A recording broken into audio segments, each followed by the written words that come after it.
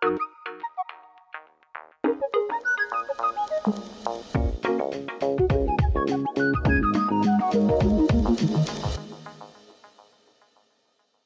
Handel ist immer ein sehr konservatives Geschäft geblieben.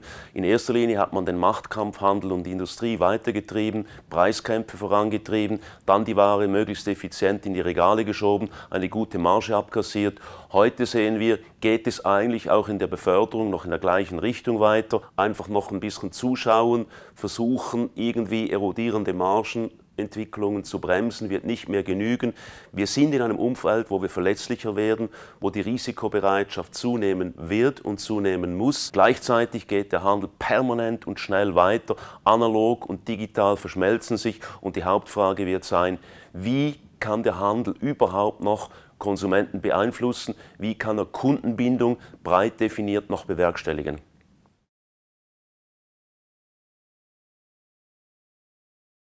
Der Kampf um Aufmerksamkeit, haben wir als Attention Hacking bezeichnet, wird immer wichtiger in den nächsten Jahren, weil die Aufmerksamkeit ist knapp und wenn Kunden immer mehr zum Beispiel auf der Webseite, auf irgendwelchen Social Media Aktivitäten Zeit verbringen, dann verbringen sie weniger Zeit mit dem Handel. Also analog und digital verschmelzen sich, der erste Haupttrend. Der zweite natürlich Convenience.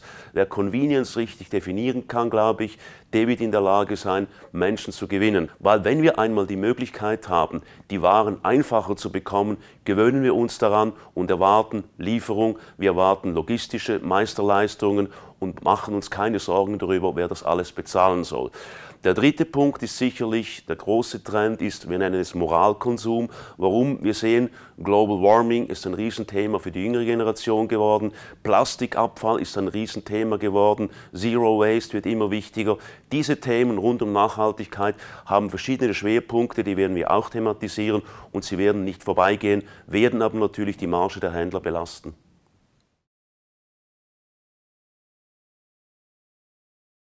Wir brauchen in Zukunft die Funktion des Handels mehr denn je, vor allem auch, weil es nicht nur Massenkonsum gibt, sondern immer mehr eben sehr vernischten Konsum. Die großen Städte definieren alle im Handel nicht mehr eben den Raum, sondern wie lange brauche ich von A nach B zu kommen, welches Transportmittel brauche ich, um den Konsumenten einfacher zu bedienen. Und auf der anderen Seite natürlich braucht es Händler mit neuen Kompetenzen. Wenn ich immer mehr Logistik, immer mehr Technologie habe, dann muss ich mich auch schneller anpassen können, um in diesem Ökosystem zu bestehen. Das heißt, sehr viele Innovationen im Handel werden durch innovative Partnerschaften entstehen und nicht mehr durch den traditionellen Kampf, Machtkampf, Handel, Industrie. Handel und Industrie als alter Kampf ist eigentlich der Kampf eines Blinden gegen einen Lahmen.